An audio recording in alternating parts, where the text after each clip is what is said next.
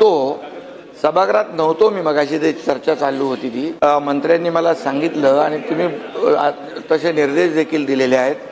मला एवढंच सांगायचं आहे की सभागृहाचं कामकाज जे आहे तुमच्या अध्यक्षतेखाली चालतं.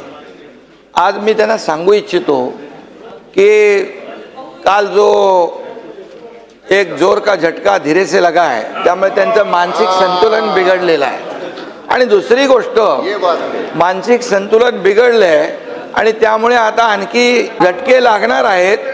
अध्यक्ष महोदय, तुम्ही सभागृहाचं कामकाज नियमानुसार चालवता आणि आजपर्यंत तुम्ही दिलेले निर्देश आणि तुमच्या अध्यक्षतेखाली या सगळ्या विरोधी पक्षाला देखील त्यांचे मांडण्यासाठी, प्रश्न मांडण्यासाठी जो काही वेळ देता तो आतापर्यंत कधी विजयभाऊ दिला होता का?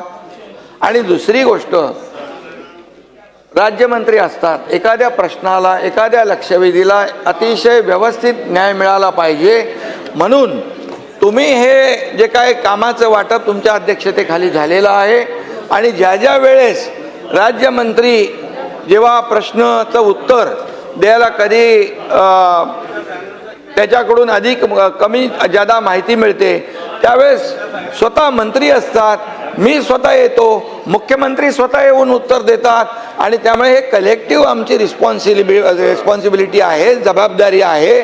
त्यामुळे काय आता काय झालंय, त्यांच्याकडे मुद्दे नाही आहे, ते डेस्परेट झालेले आहेत, फ्रस्ट्रेट झालेले आहेत आणि आता त्यांचं मानसिक संतुलन बिघडलेलं आहे.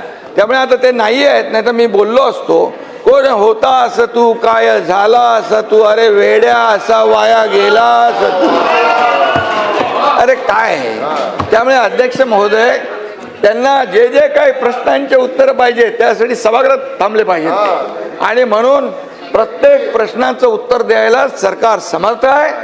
बिलकुल आम्ही समर्थ आहोत. प्रश्न मांडण्याची जबाबदारी जी आहे ती त्यांनी पार पाडली पाहिजे. नुसतं स्टंटगिरी करून येऊन इथे काहीतरी बडबड करून जायचं आणि सभागृहाचा वेळ वाया घालवायचा. आणि म्हणून मी आपल्याला सांगतो, विजय भाऊ तुम्ही समजदार आहे, ते जयंतराव, नाना भाऊ, ते तुम्ही बी त्यांच्या नादाला लागले, काय पोराटोरांच्या नादाला लागतात असं काय. त्यामुळे अध्यक्ष महोदय, पूर्णपणे या ठिकाणी सभागृहामध्ये विरोधी पक्ष जे जे काही या शेतकऱ्यांचे प्रश्न मांडा, या महाराष्ट्रातल्या जनतेचे प्रश्न मांडा, जिथे शेतकऱ्यांच्या अडचणी आहेत ते प्रश्न मांडा, त्याला उत्तर द्यायला आम्ही लोक खंबीर आहोत. सरकार खंबीर आहे. प्रत्येक याला पैसे शेतकऱ्यांना आतापर्यंत, नाना भाऊ, आतापर्यंतच्या इतिहासामध्ये, मी 2.5 वर्ष मुख्यमंत्री होतो, आता देवेंद्रजी काम करता, आतापर्यंतच्या इतिहासात 45,000 कोटी रुपये शेतकऱ्यांना देण्याचं काम केलंय. 15,000 रुपये नुकसान भरपाई. त्यानंतर तुम्हाला सांगतो, पहिलं तुमच्या काळामध्ये NDRFच्या निकषाने पैसे देत होते. आम्ही NDRFच्या दुप्पट केलं, 2 हेक्टरचं 3 हेक्टर केलं. सततच्या पावसाचं नुकसान मिळत नव्हतं ते दिलं. अरे बाबा, गोगलगाईनी केलेलं नुकसान पण मिळत नव्हतं तेही चालू केलं आम्ही. 6,000 रुपये प्रधानमंत्री मोदीजी देतात, 6,000 आपण चालू केले महायुती सरकारने. हे लक्षात ठेवा ना तुम्ही. आणि त्यामुळे काही पैसे नाही दिले, काहीतरी शेतकऱ्यांवर अन्याय केला, हे खोटं नाटक चालणार नाही. महाराष्ट्रातल्या जनतेने दाखवून दिलेलं आहे. जागा तुमची, तुम्हाला बोलत नाही, जागा दाखवून दिलेली आहे. आता ही एकदम अशी होत चालली आहे, अगदी इकडे आता इकडे बाहेर पडतील तिकडे. आणि त्यामुळे मी आपल्याला सांगतो, अध्यक्ष महोदयांचा निर्णय अंतिम असतो. अध्यक्ष महोदयांचा निर्णय चुकीचा, अरे तुम्हाला काय बोलायचा अधिकार आहे? अध्यक्ष महोदय, जे नियमाने हे सभागृह चालतं, हे सभागृह सार्वभौम आहे, याचं पावित्र्य राखणं आपलं काम आहे. त्यामुळे आम्ही सगळे काय सर्व 19 ते 22 काय होतं तुम्ही लक्षात, तुम्ही होते ना जयंतराव? 19 ते 22 काय परिस्थिती होती?